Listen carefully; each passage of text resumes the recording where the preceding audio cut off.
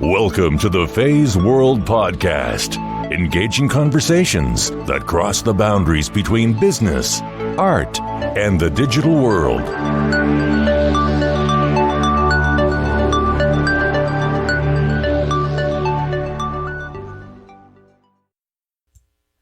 Hi everybody, it is Wednesday again. I am so excited to be welcoming this new guest to Feisworld.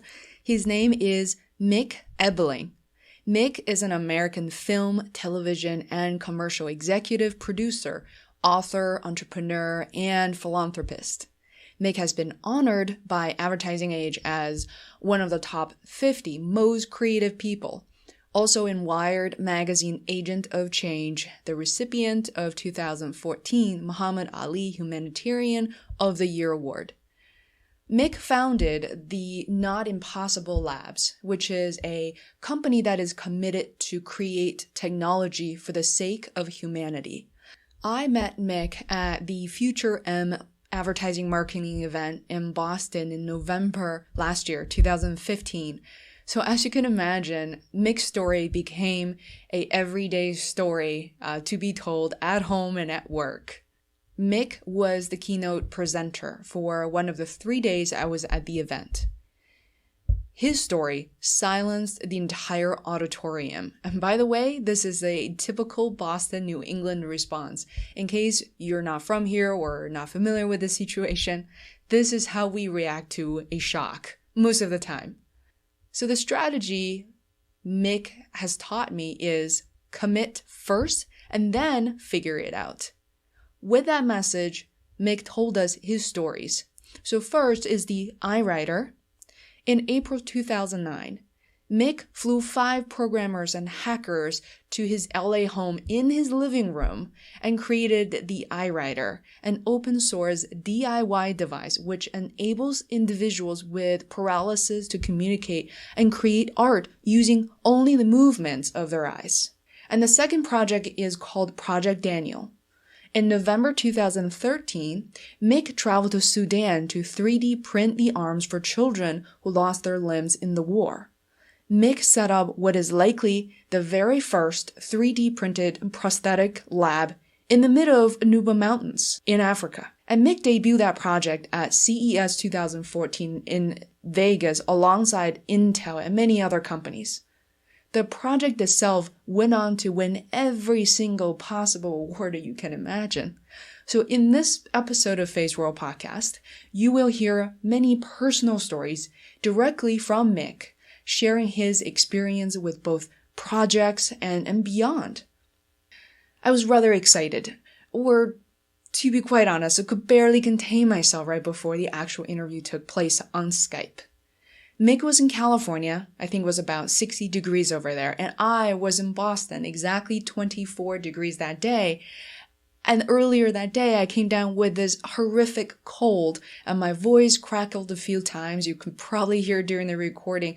And there are times that my mind was so cloudy that I could barely string 2 words together from time to time. And I was disappointed with myself. But Mick led the way and helped me piece together an otherwise impossible interview. And Mick told me the reality of his very own everyday struggle.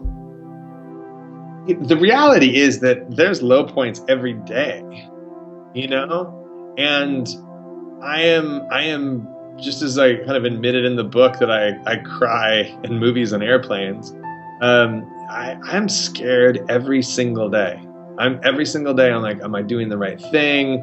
Am I going about this the right way? Is this going to actually make a difference? Am I spending too much time on this and not enough time on that? If you're afraid, you're in the right place because you're pushing yourself.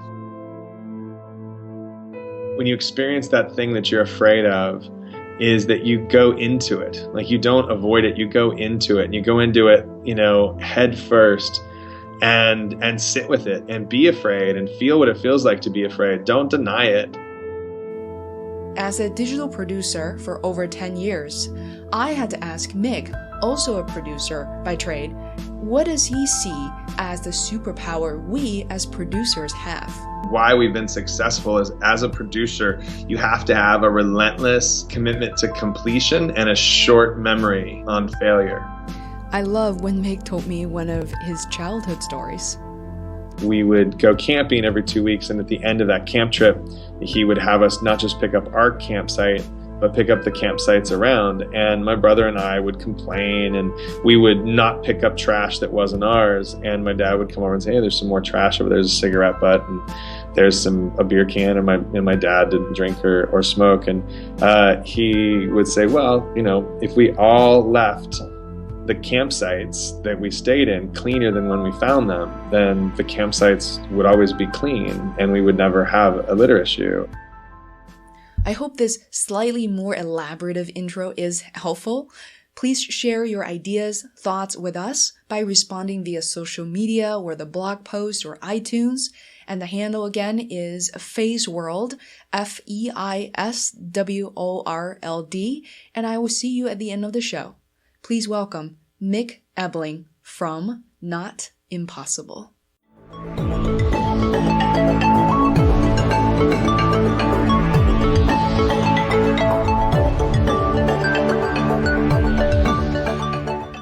Hey Mick, so great to see you again. To see you as well.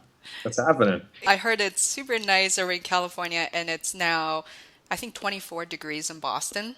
Oh my gosh. Yeah, and so I apologize in advance if I have to blow my nose. No worries, no worries. I know you've met a lot of people this past year or so, and so I first heard your story and met you in person, shook your hands after the Future M event in Boston. Okay, cool. Yeah. Nice to meet you.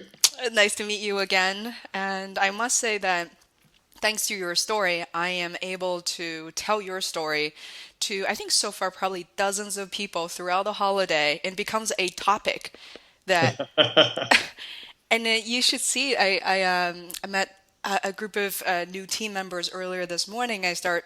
Of course, I have to brag about this interview, and you should just see the looks on their faces, and everybody, just all of a sudden start paying attention.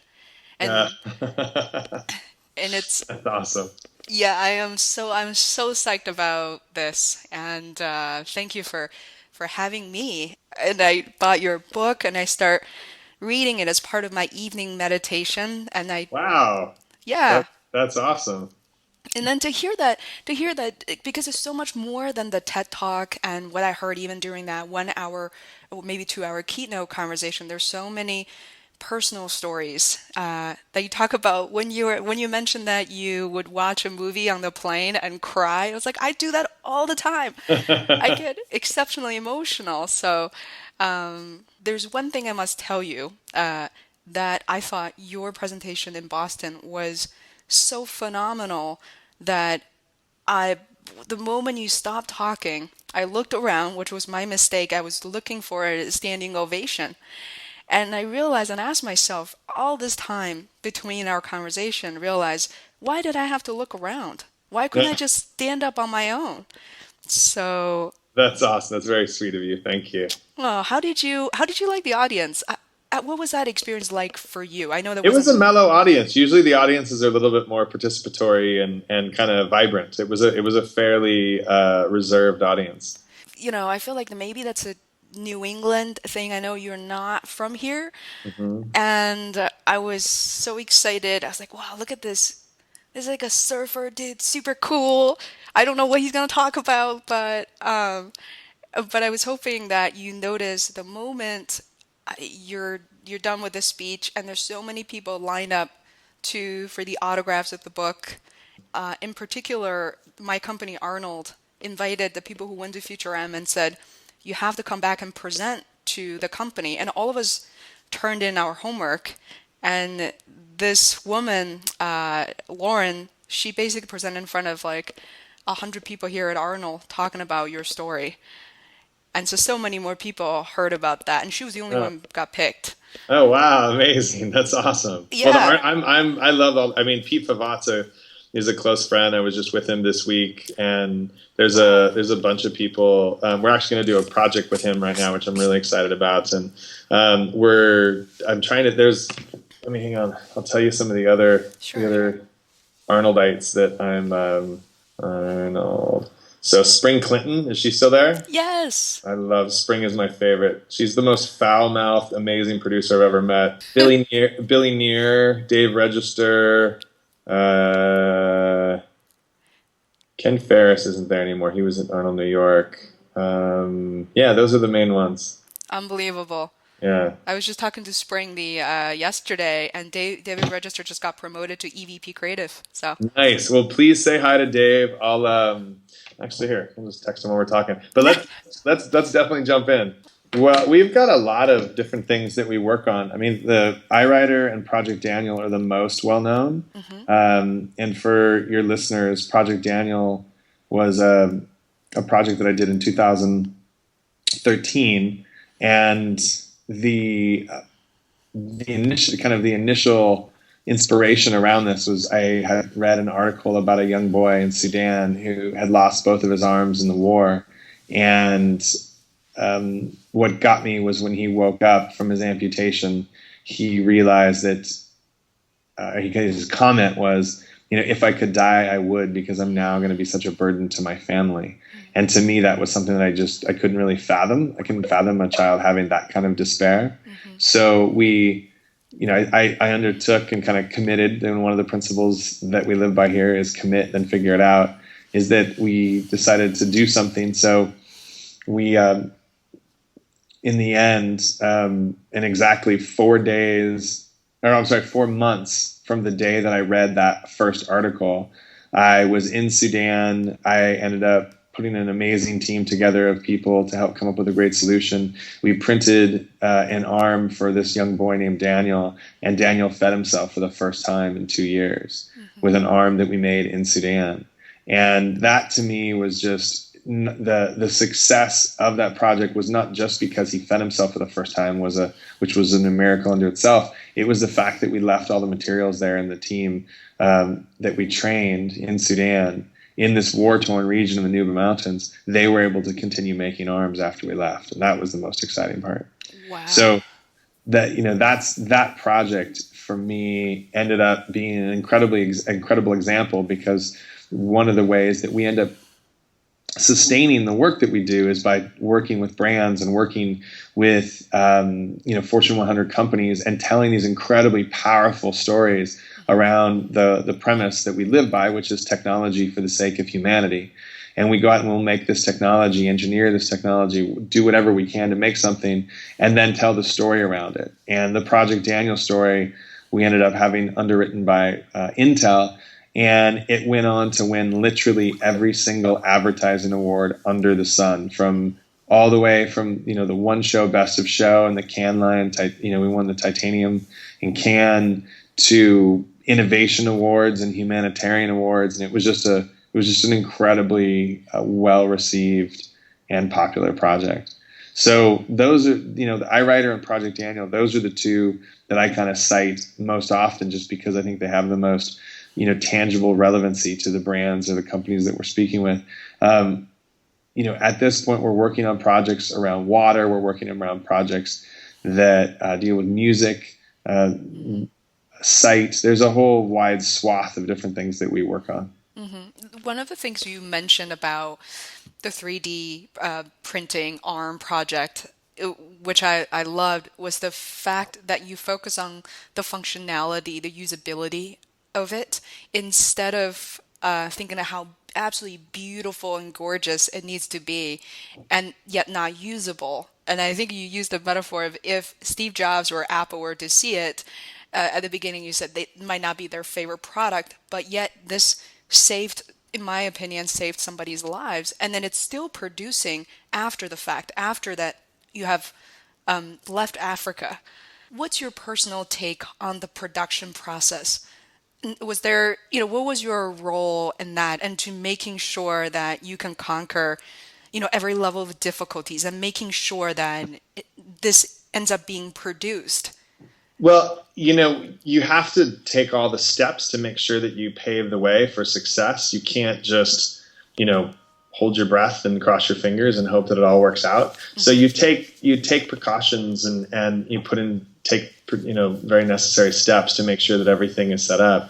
But then you can also analysis paralysis. You can go to the point where you never actually depart or leave or actually do it because you're trying to sort everything out. So at a certain point you have to kind of trust in your experience and trust in your team, and then off you go.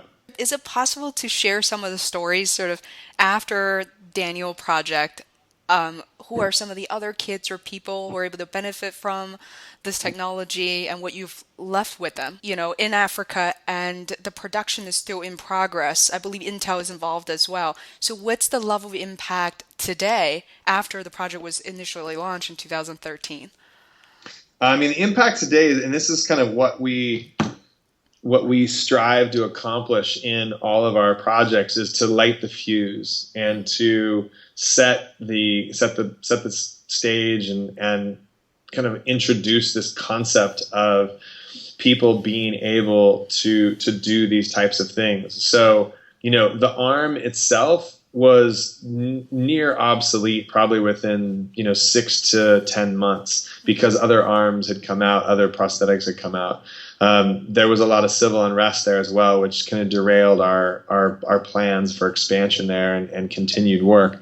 But our goal is we will kind of light these fuses and set these projects going, and then we use that as inspiration and motivation for other people in our community, in kind of the non-apostle community, or people who are familiar with us, or just the general public, to then go and try to innovate and iterate on what we've created. So many times what we'll do is we'll post open source kind of what is kind of how we went about something. But even if someone just knows the story, even if someone just knows what we did, but they don't know the specifics, we would hope that would be the thing that would inspire them to, you talked about it earlier, the thing that we live by here, which is help one, help many, is that we would want them to kind of hear this story and understand the story and say, I can go do something just like that, or I can do something different. But the process that actually works is actually saying yes and going forward with it. Mm-hmm.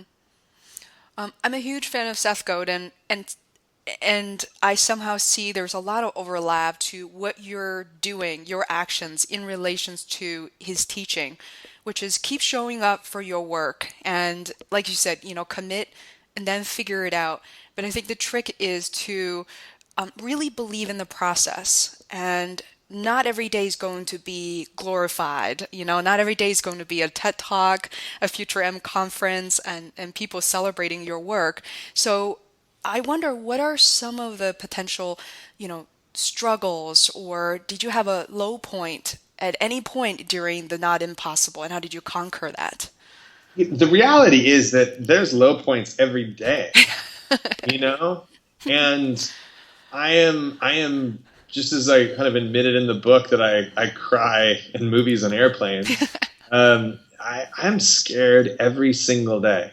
Every single day I'm like, am I doing the right thing? And am I going about this the right way? Is this going to actually make a difference? Am I spending too much time on this and not enough time on that?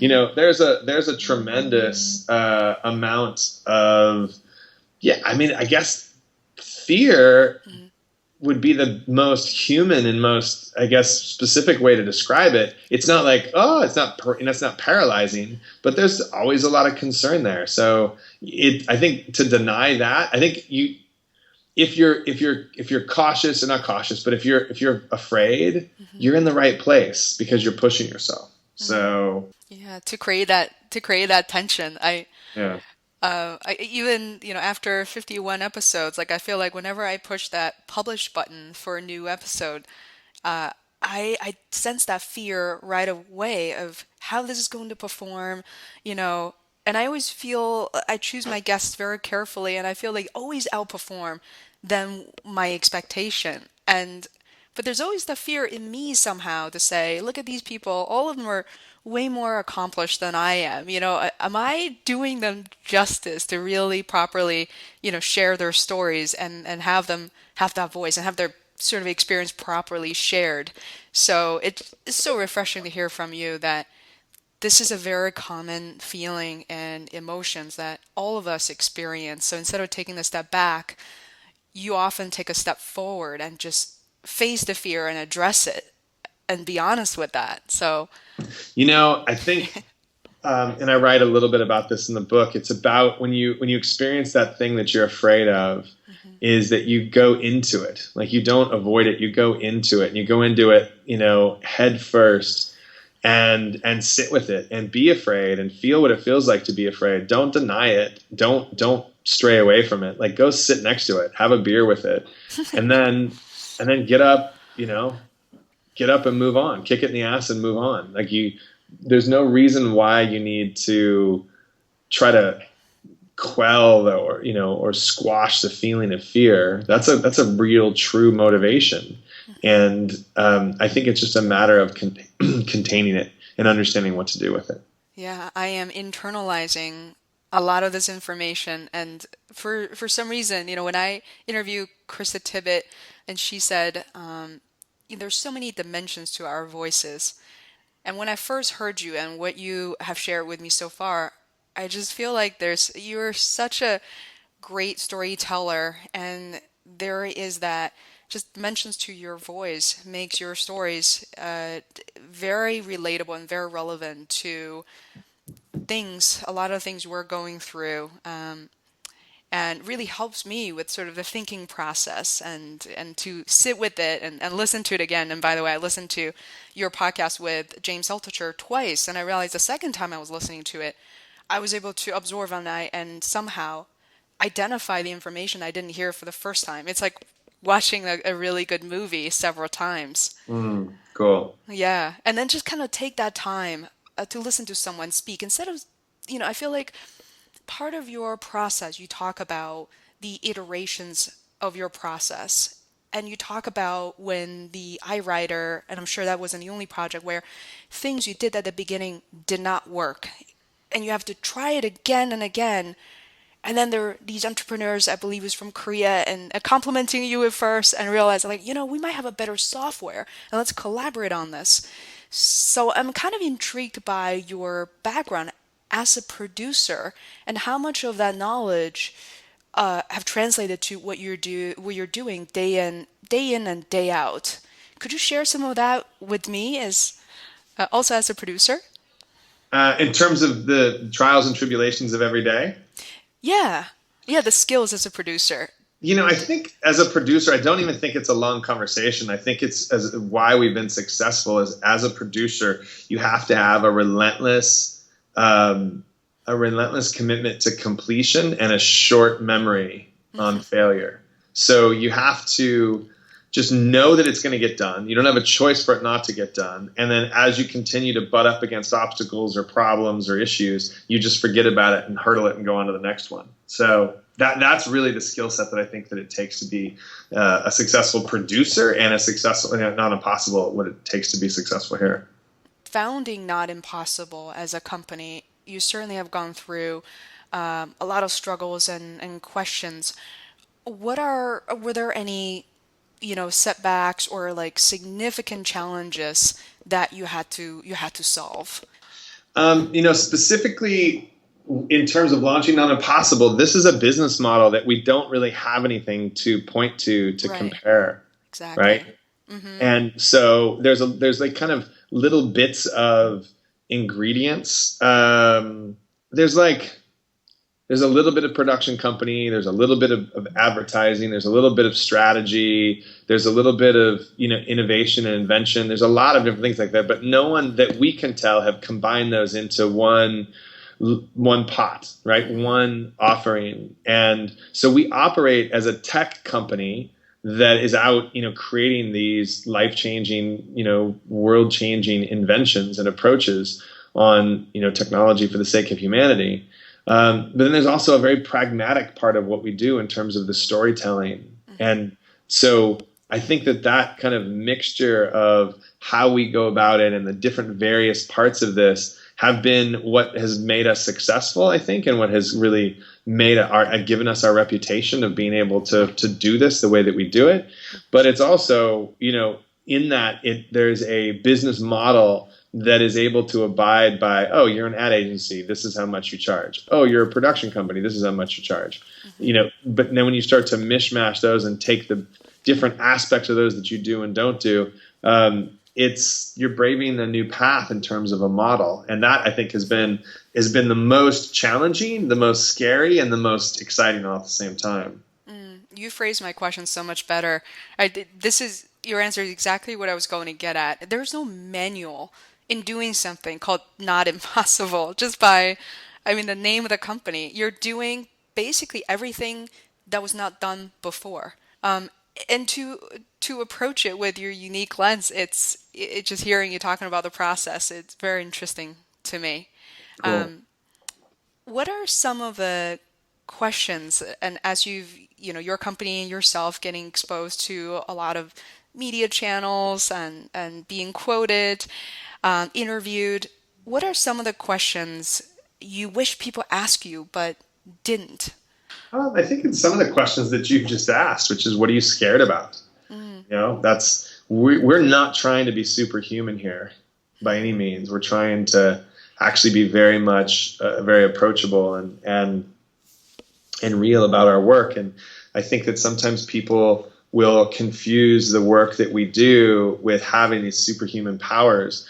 And we don't want that, because that actually does a disservice to what our mission is, which is to, and really remind people that they have the ability to go and do these things as well. So I think that's, as far as the question goes, that the human component of what you've asked, what are we afraid of? What are our challenges? These are the things that typically don't get asked. And so I'm glad you did.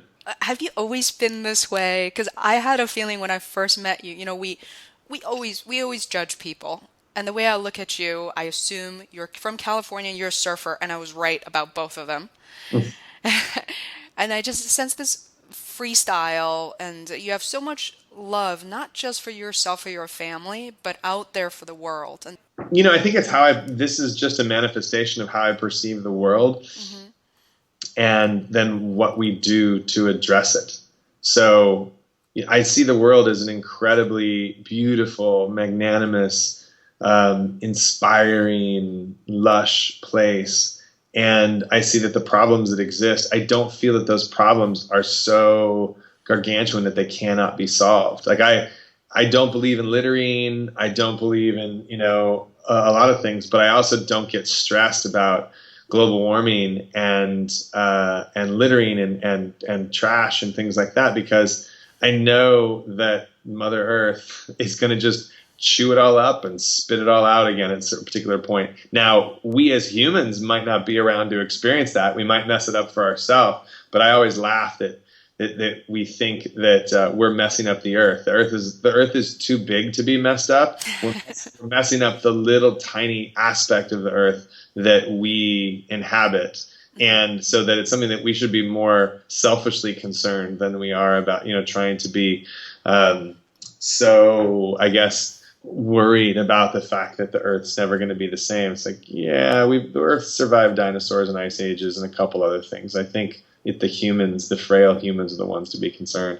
I actually want to find out, for an entrepreneur like yourself, doing these amazing projects. To summarize, the two stories I keep sharing are the Eyewriter, but that project really resonated with me very well. And then following that, the fact that you I believe you went to Africa to deliver the 3D arm for the...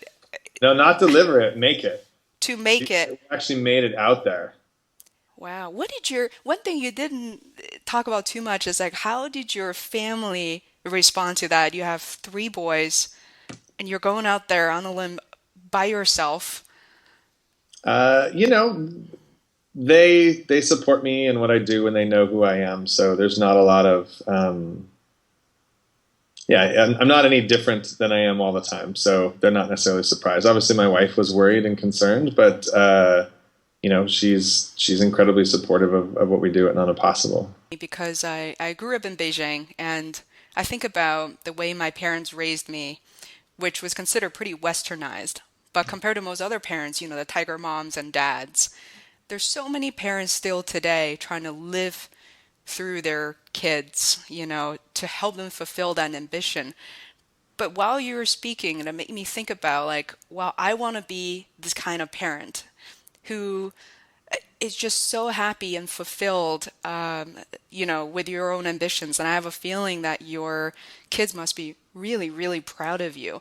Could you tell me about like what is parenting like for you, given not impossible and all these projects? What have you learned as a parent, and how has that impacted your kids? My favorite thing right now is that my kids will say, I always ask them how their day at school went or what's going on. They said, well, I broke some rules today. And I'll say, what do you mean? And they said, well, you never follow rules. So, someone wanted us to do something and I decided I wasn't going to do that. So I love that they're independent thinkers and that they don't feel that they need to subscribe by rules. Mm-hmm. And I said, listen, just make sure you understand some rules are there for your safety and some rules are there because someone thought that they should be there, and you need to be able to distinguish between the two. But I'm really proud of them that they all work very hard. They understand the concept of that the luckiest people in the world also happen to be the hardest working people in the world.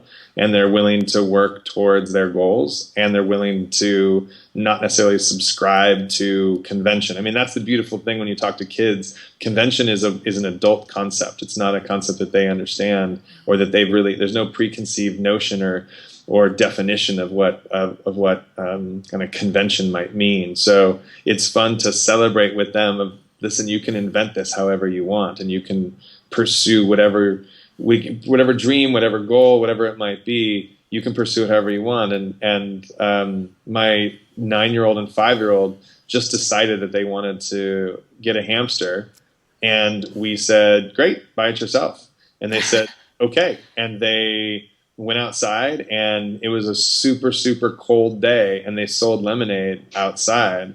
And my wife and I looked at each other and said, no one's going to buy lemonade on a cold day. And they came back in later that day and they made $20, And so I love that they have that kind of just fortitude and drive to, if they want something, they just go do it. Wow. I also love the fact that you didn't just hand them the money. And oh, no way. I think that's the worst thing you can do as a parent, quite frankly. Mm-hmm. It seems like they're committed, then they figure it out. Exactly. It's something they truly want. That's amazing. I want to hear a little more about your childhood stories, because I started to get a glimpse of that through your book, and it sounds like you're coming from a very like an incredible family, and parents were always supportive of others. Where did you grow up? What was it like for you?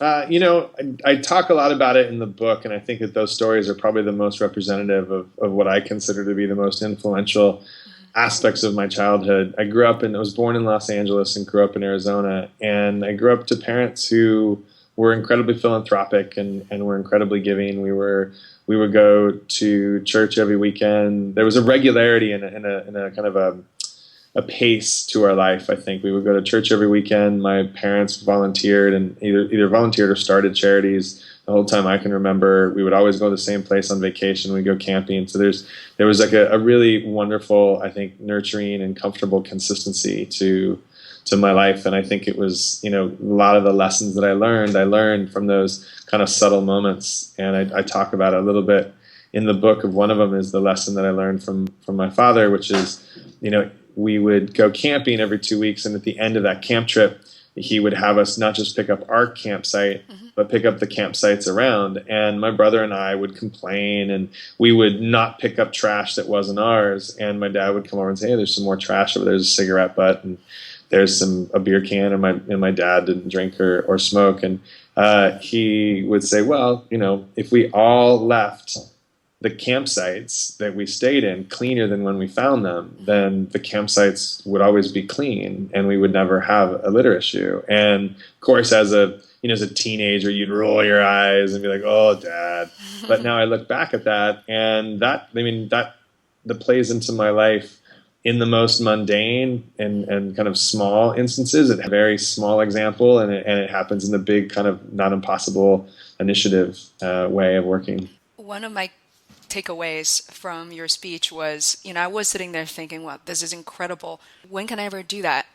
And then I'm not sure if you remember, one of the kind of homework that you left with us is help someone today or in the next week, next 2 weeks.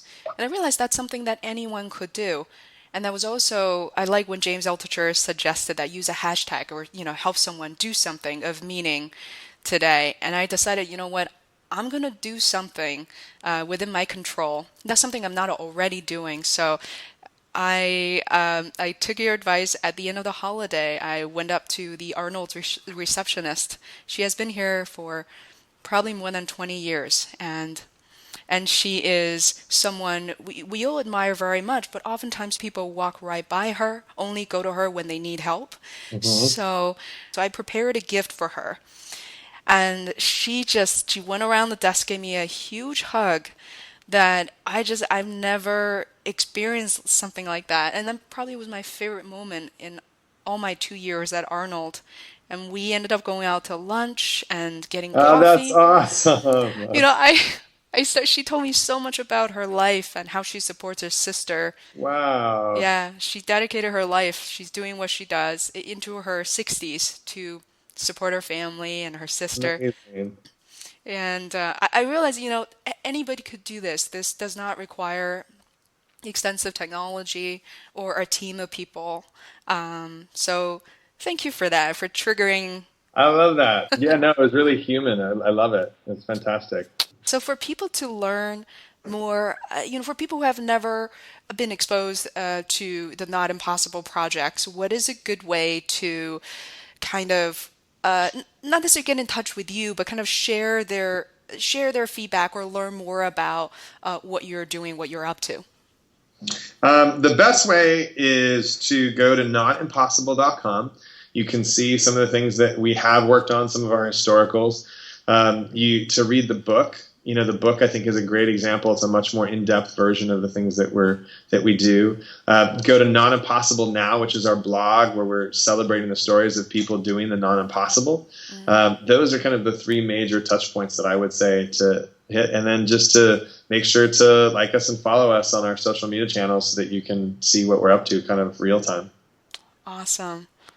Well, thank you so much, Mick. I have so much respect for what you're doing, and you've really impacted my life personally, and I know so many people I know at Arnold, and it's the group's reaction at Future M was not an accurate, I guess, outcome of what you might imagine. That this is truly something that touched our lives and our hearts in a very, very deep way. Oh, I'm very honored that you would say that. So thank you very much. Yeah, I feel like my life is, and my ambition has kind of divided into two parts. Is like before learning about you and your stories, and after I started to really look at my personal life differently and kind of challenge myself to see where I can probe and kind of extend myself to make this world a better place, even if just meaning starting with small things like I did. That's incredibly, I'm honored and blushing. So thank you. Hopefully I will get to meet you in person one day. I don't know when you're going, any upcoming events that you might be coming to or staying in California for. I speak I speak all over the world, so I'm always kind of crisscrossing around the globe. But I get out east, I'm out west, I'm over in Europe a bunch, so it's literally all over the place. So just give us a shout when you're heading west, and love to have you come by and say hi. That would be great. Is there an event calendar or with dates I can take a look at? Is that on the website? There isn't. That's an interesting suggestion. So I look forward to just get involved in so many things. I'm even reading about Not Impossible to see if there's anything I can help you out with. That would be amazing. Well, we always have projects, and we're always looking for volunteer project managers and producers to work on things. So if that's something that you want to pursue, by all means, let us know, because we are understaffed and incredibly passionate about what we're doing. So we always are looking for help. Yeah, please let me know. Should I get in touch with Leslie or? Yeah, get in touch with Leslie and ask her, which projects that we need help on, and she can definitely maybe float a couple by you and see what you'd like to do. Awesome. Wow, this is incredible, Mick. I'm so grateful. Hi guys, thanks so much again for spending this past half an hour with us, and thank you for choosing us and for letting us have your attention.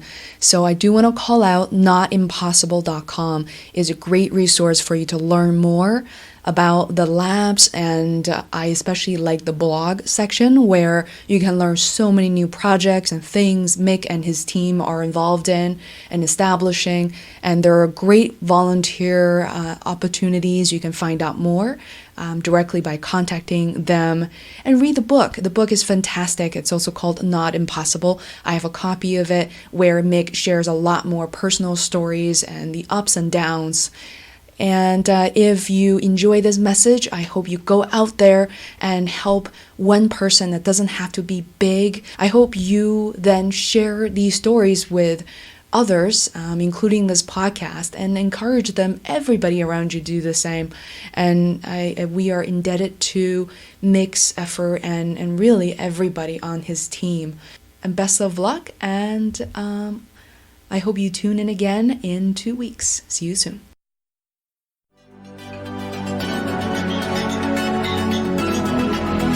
To listen to more episodes of the Feisworld podcast, please subscribe on iTunes or visit feisworld.com. That is FEISWORLD, where you can find show notes, links, other tools, and resources. You can also follow me on Twitter at Feisworld. Until next time, thanks for listening.